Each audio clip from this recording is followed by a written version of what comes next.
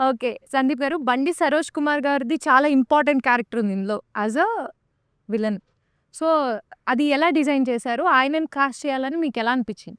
First నుంచి ఈ story రాసినప్పుడు విలన్ క్యారెక్టర్ మీద కూడా చాలా ఎక్కువ కేర్ తీసుకుంది.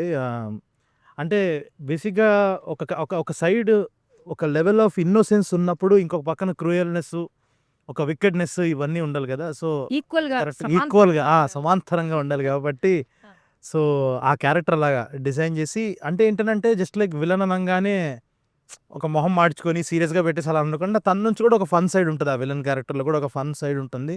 సో, ఈ క్యారెక్టర్ కోసం అని చెప్పేసి ఒక చాలా చాలా చాలా నెలలు వెతికాము.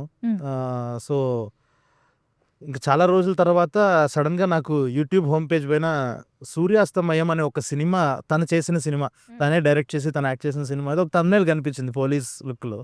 ఊరికే సడెన్‌గా పెట్టి చూస్తే అసలు ఎగ్జాక్ట్ ఆ క్యారెక్టర్ కనిపించింది ఆయనలో.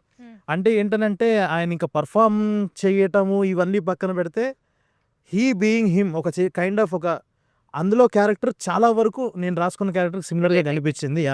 అది చూపించేటప్పటికి సరే ఒకసారి అడుగుదాము, ట్రై చేద్దాము అని చెప్పేసి ట్రై చేశాను. సో, ఆయనకు కూడా క్యారెక్టర్ బాగా నచ్చి హీ కేమ్ ఆన్ బోర్డ్. అదొక క్రేజీ ఎక్స్‌పీరియన్స్ అంతా కూడా వచ్చేటం. కామెడీ బావుంటదా ట్రాకింగ్ మూవీలో? అంటే హ్యూమర్ ఎక్కువ ఉంటుందండి. హ్యూమర్. అంటే అంటే ఏంటనంటే goes along with the movie. Exactly కామెడీకి, హ్యూమర్‌కి ఉన్న తేడా ఏంటంటే ఫస్ట్ హ్యూమర్ ఆ చిన్న smile, comedy laugh. So, humour cinema అంతా చాలా క్యారీ అవుతది. ఫస్ట్ హాఫ్ అంతా కంటిన్యూస్ హ్యూమర్ ఉంటుంది. బట్ కామెడీ కొన్ని మీకు జోక్ పేలితే కామెడీ, లేకపోతే అది ఇంకా హ్యూమర్. ప్రైమరీలీ సిట్యుయేషనల్‌గా డ్రివెన్ అయిన కామెడీనే ఉంది. చాలా బాగుంటుంది. సిట్యుయేషనల్ కామెడీ చాలా ఉంటుంది. నైస్. విశ్వప్రసాద్ గారి గురించి చెప్పండి. ఇది నిజంగా అండి. ఈ సినిమా వేరే ఏ ప్రొడక్షన్ వాళ్ళు చేసినా ఇలా ఉండేది కాదేమో అసలు. ఇలాంటి క్వాలిటీ ఎందుకనంటే ఆయన ఏ రోజు క్యాలిక్యులేషన్స్ ఏసుకోరండి. చూసి ఓకే. ఇది బావుంది. Okay done. ఈళ్ళకి ఇది కావాలి అని చెప్పేసి ఆ లెవెల్‌గా చూసే మనిషి.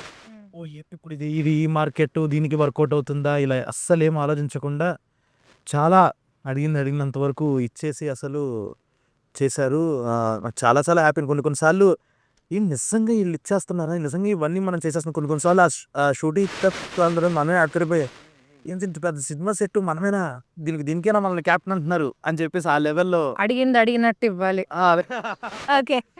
సో, చాలా చాలా సపోర్టివ్‌గా వెళ్ళి, అంటే ఏంటనంటే అండి, జస్ట్ లైక్ నేను ఒక 1 ఫిల్మ్ ఎక్స్‌పీరియన్స్ డైరెక్టర్, తిను ఒక 1 ఫిల్మ్ ఎక్స్‌పీరియన్స్‌డ్ హీరోగా ఖచ్చితంగా ఒక 80 రోజులు ఫారెస్ట్ బ్యాక్‌డ్రాపు, గుర్రము, యాక్షను అది ఇది అనంటే ఎవ్వరైనా భయపడతారండి. బట్ వీళ్ళసలు ఏది ఆలోచించకుండా ఓకే. రాసేసుకోండి చెప్తున్నా. భయపడకూడదు. అవుట్‌పుట్ చూసిన తర్వాత ఇంక అక్కడి నుంచి ఓకే మీకొక క్లారిటీ ఉంది. ఇంక మీరు చేయాల్సింది చేసుకోండి. ఇంకేమన్నా ఎక్స్‌ట్రా కావాలంటే ఒక మాట ముందే చెప్పండి. మేము దానికి ఒక ప్రిపేర్ అయ్యి ఉంటాము అని చెప్పేసి ఆ లెవెల్ ఆఫ్ సపోర్ట్ అయితే ఇచ్చారండి. Oh! People's media fact. They really believed in the content. Sandeep కథని చాలా గట్టిగా నమ్మారు కాబట్టి ఇదంతా అయింది. సో, దాంట్లో ఆల్సో ఐ థింక్ చాలా కేర్ తీసుకుంటారు. వచ్చే కంటెంట్ కానీ వాటిలో కూడా. ఫ్యాక్టరీ అని ఎప్పుడైతే పెట్టారో తెలీదు గానీ, ఎన్ని సినిమాల తర్వాత సినిమాలు they been doing amazing job in ఇప్పుడు I think their Telugu lineup is industry. Looking very good. తర్వాత రాజాసాబ్ వస్తున్నారు. అవును.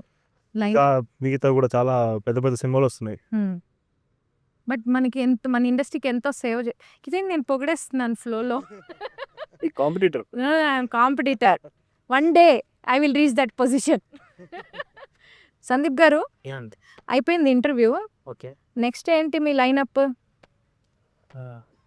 చాలా ఉన్నాయండి. అంటే ఒకటని కాదు. చాలా ఉన్నాయా? చాలా చాలా ఉన్నాయి. ఓకే. ఆడిషన్స్ ఏమైనా ఉంటాయా? ఆడిషన్సా?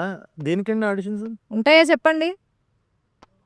ఉంటాయండి. ఇక్కడ మీ ఆఫీస్‌లోనేనా? ఆ! కొంచెం అడ్రెస్ ఇస్తారా సార్? మీకు దండం పెడతాను. నేను ప్రొడ్యూసర్ అనుకున్నారా ఇప్పటిదాకా? కాదండి బాబు. నేను కూడా యాస్పైరింగ్ యాక్టర్‌నండి. ఇలాగైనా అవకాశం దొరికి ఒక సినిమా చేయొచ్చేమో అని చెప్పి నేనే వాళ్ళకి దొంగతనంగా అబద్ధాలు చెప్పి దూరిపోయాను. ప్లీజ్ నాకొక అవకాశం ఇప్పించండి. ఆడిషన్ చేస్తాను. ఒక్కసారి ఆలోచిస్తానండి నేను. ఇంత ఇంత యాక్టింగ్ చేసా ఇది కరెక్ట్. మీరు ఆయనైతే ఏదో ఆలోచిస్తా అన్నారు.